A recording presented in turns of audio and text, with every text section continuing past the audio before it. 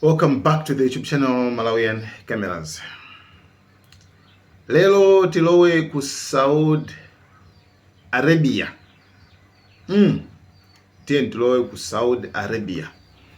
Kumene ndangoona funso la wina wake walemba. Koma ndikhulupirira kuti munthu ameneyo ndi waku dziko lija la Iran. Walemba funso lonena kuti Saudi Arabia pamene Palestine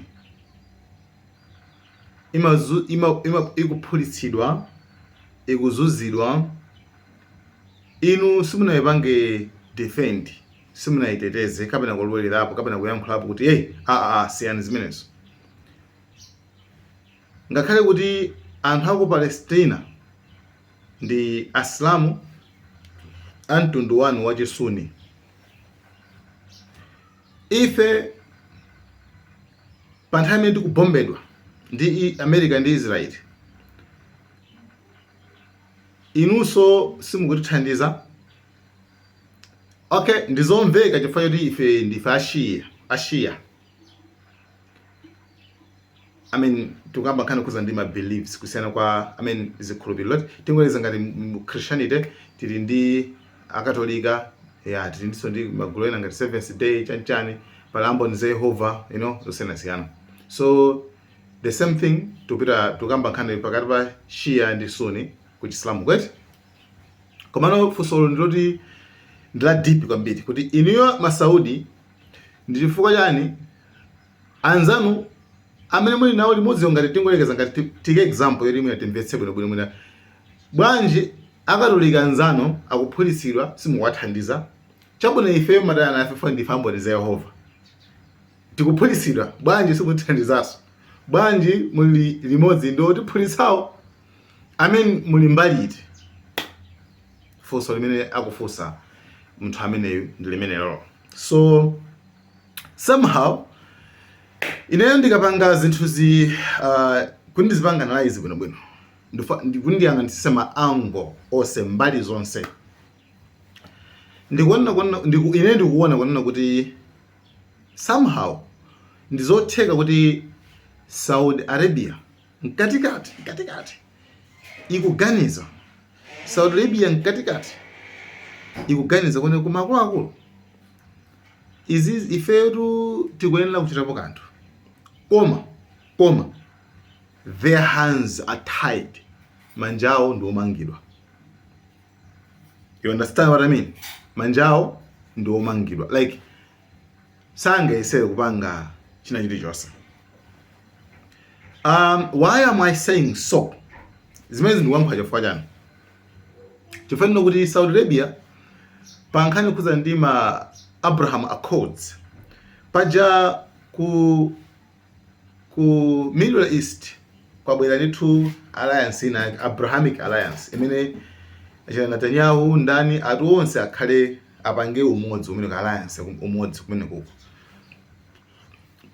Maiko ena anajoina kuti akhale limodzi ma Abraham meneko kwe ngati Syria so anajoinaso meneko. Koma Saudi nena kuti ife sitingajoine pokhapokha mutavomereza kuti Palestina ichi nayonso ndi chani, nalonso ndi dziko palokha. Ife sitijoina pokhapokha mulivomereze Palestina kuti ndi dziko palokha. Chabwino. That shows kuti at least kenakake kachikumbumtima kenakake kakwarani kakwa sinabe kuti no tikupanga abaza no sizabwino.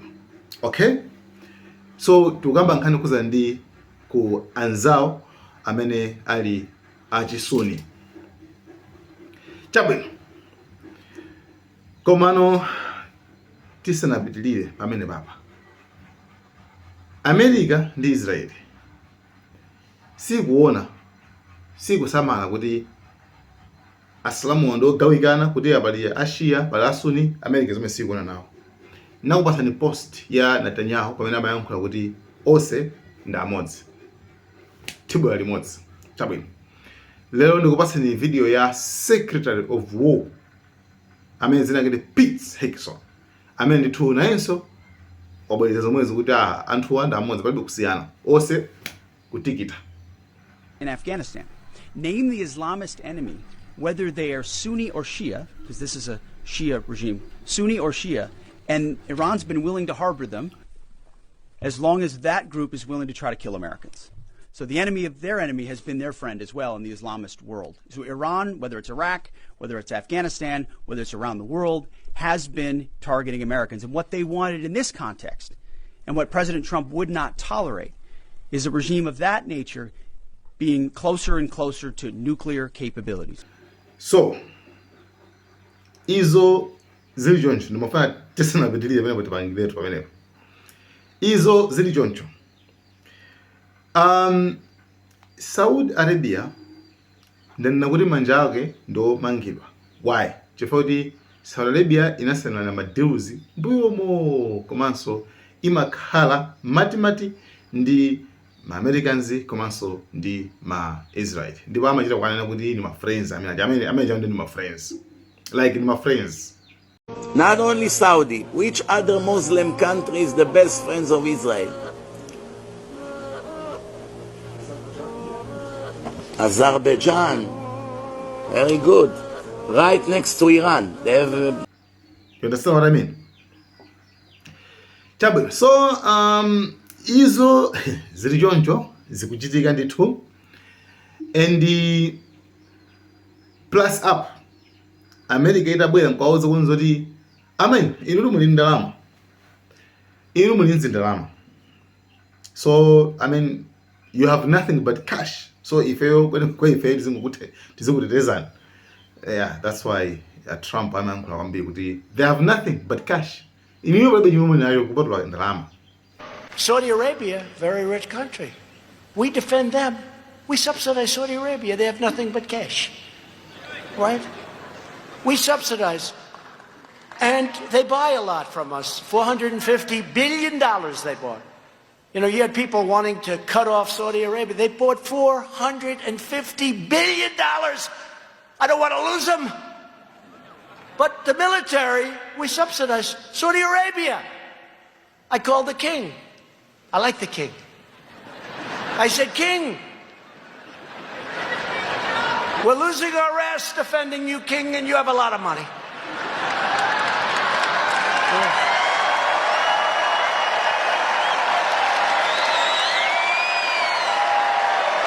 That's true. Chabwino, ngani ndioti ndimene ya Trump mwamva okha.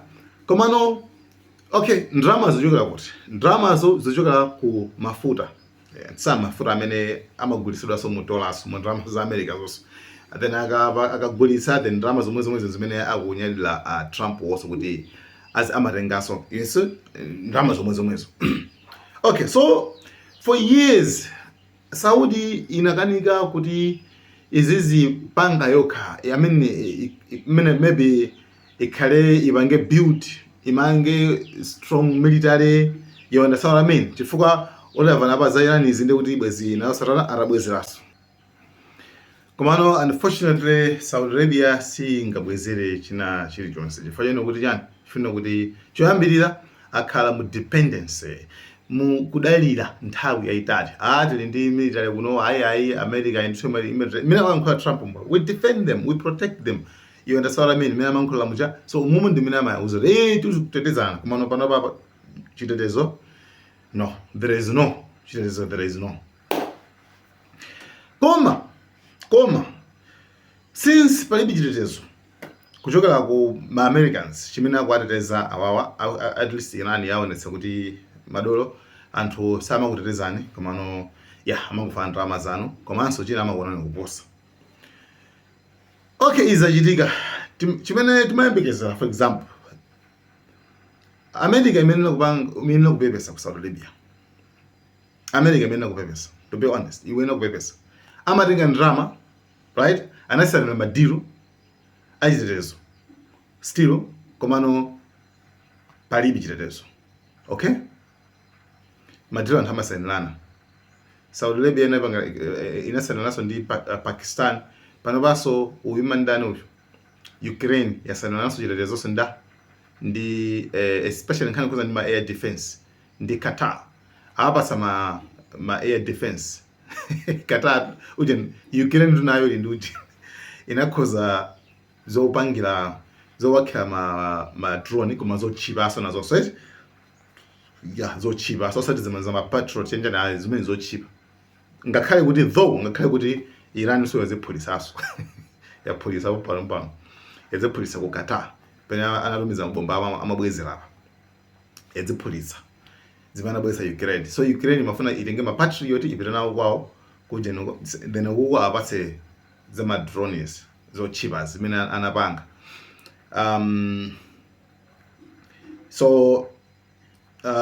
anyway so Saudi Arabia so USA Trump amenena kupepesa kumbali kuza ndi ma damages amene achitika ku Saudi Arabia koma instead molomo pepesa mpamene sipano a Trump akuyima pantunda ndikumapanga mock ndikumatukwana a Saudi Arabia like to be honest komanso ndikumatenga ngati ana like kumatenga ngati anthu opanda ntchito osafunikirira chifukwa uku ndikuyalutsana and pene Saudi Arabia kwene kutenga Saudi Arabia kwene ukhayoka I mean itopanga alliance ndi maiko onse ama Arabs tingwelekeza ku Gulf chanchani awantu kwatuluka ma Americans wandu mwapanga zawo chifukwa ichisi chilungamo yayi Trump lila akayima pantunda kumayankhula kuno zoti napita ku Saudi Arabia yako.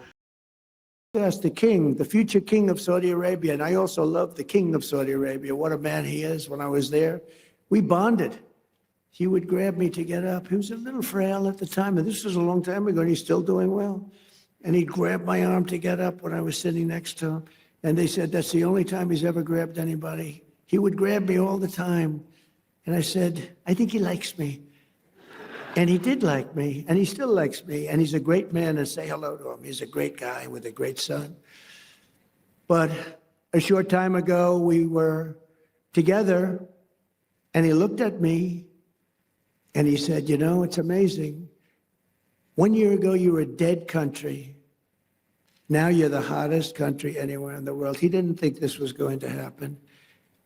He didn't think he'd be kissing my ass. He really didn't. He thought he'd be just another American president that was a loser. The Trump akankhula maona kuti probably sankadzi waso kuti azizakisa thako langa. Sorry, what do you mean? Ndilolemera kuti yankhule kumabe at least ndimangofuna kuti mumvesese kuti they wouldn't even know they would be kissing my ass.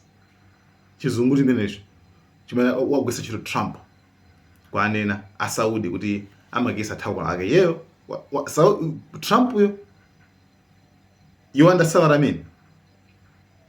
Mobanga Google what tandazo lake zimatandazo jana. Command when you I mean if someone calls you kuti you're kissing his ass ndi I mean ndi wadi yosakhala bwino. Kuti wayo kunyoza ndibobo kuti ndopanda ntchito. Plus kuphatikizapo akumuzaso za Abraham Accords timakamba zicha akuti pano paso pano mutha ukajoina za Abraham Accords pachatu umakonda ya ineyo basi ineyo ati Muhammad join Abraham Accord ajoina ma Israeli ineyo I mean this is humiliation guys. Uwundu kunyo I mean I hope you're going to be getting into the Abraham Accords finally. Yeah, so will you please go back and explain? It's time now. You know, Mohammed said, oh, yes, as soon as we do this, as soon as we do that. I said, Mohammed, we did that. Oh, yes, but we have a couple of other things. It's now time. We've now taken them out, and they are out bigly. We got to get into the Abraham Accords. And we hope all of the countries are going to be in the Abraham Accords. Like, okay, you know, okay, you are okay Saudi. Okay, you are okay Saudi. You are okay Saudi. You are okay Saudi. Umamulivia Trump. Ndrama zambi azototezani. Mina mayamkulira. You know, then later on, azika kwa yankula zimenzi yazo. Kumakufanizira kuti, hey, Muhammad. Hey. Really? I get serious?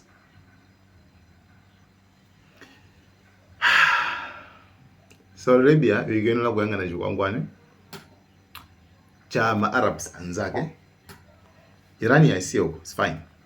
Koma iyangane chikwangwani chinza I mean not only Saudi Arabia koma maiko awa kugafa ma Arabs wawa Kuwait chani yo abange form alliance yawo and madiva mana sanana ndi ajina Trump wa Americans wa awena kuchosero search chifano kuti no chitetezo komanso no ulemu and kumanda kuti komano unfortunately look Trump wakuneza achito tunoti ifetu ngati nkhondo itu ndi ndama kuthandiza kwambiri ndama kuti pusha kwambiri ba kusiyana so ndi NATO aliso limodzi pa nkhondo iyi moti nkhondo iyi azipange reflect okhanwa kuti kuwa guys ife tili pati koda koma akuthandiziraso I mean kuthandiziraso ma Americans omwe kwawo paja kwawo pa ndikuma abanga zina zakeso mabanga zina zakeso zowasangalatsewo chifukwa maopa meaning ya the kissing my ass kuti muna makasa anene kuti muna makasa akwire kuti muna makasa pa